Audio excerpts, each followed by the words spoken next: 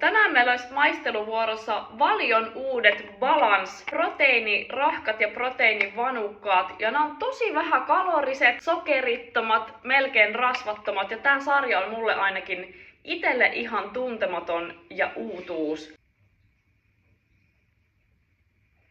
Ensimmäisenä tässä olisi Balance pehmeä rahka et mustikkakeitto. Sisältä näyttää tuolta. Tuolla on siis niinku rahkaa ja todellakin mustikkakeittoa.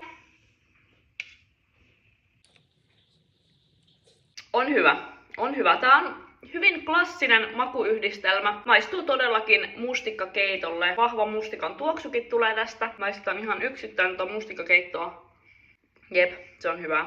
Mustikkakeittoa. Mä en tiedä, onko toi rahka vähän niinku mustikkarahkaa, kun toi on tällaista violettia, vai onko se värjäytynyt tosta mustikkakeitosta. Mut mun mielestä se maistuu kyllä vähän mustikkarahkalle. Voi olla, että se maku on imeytynyt tosta. Erittäin jees. Ja kaloreita on vaan 45 100 grammassa. Tää on 150 gramman rahka, eli tosi kevyt välipala. Mä sanoisin tälle arvosanaksi 3,5/5. Tosi hyvä, mutta aika basic, ei sillä lailla tai mikään tajunnan räjäyttävä. Seuraavana samaan sarjaan Balance vanukas vadelmasuklaa.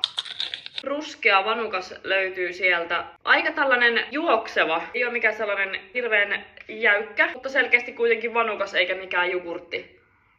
Siis tosi raikas. Ensimmäiseksi tässä maistaa ton suklaan, mut sit tulee sellainen kiva vadelman jälkimaku. Tää on todella makea, vaikka tässä ei ole sokeria, niin todella onnistunut tuote mun mielestä. Mä sanoisin tälle arvosanaksi 4/5. Pikkusen toivoisin semmoista niinku jäykempää vanukasta. Toi koostumus voisi olla pikkusen semmoista paksumpaa. Viimeisenä vanukasmaailmaan meillä olisi täällä päärynä et vanilja Balance.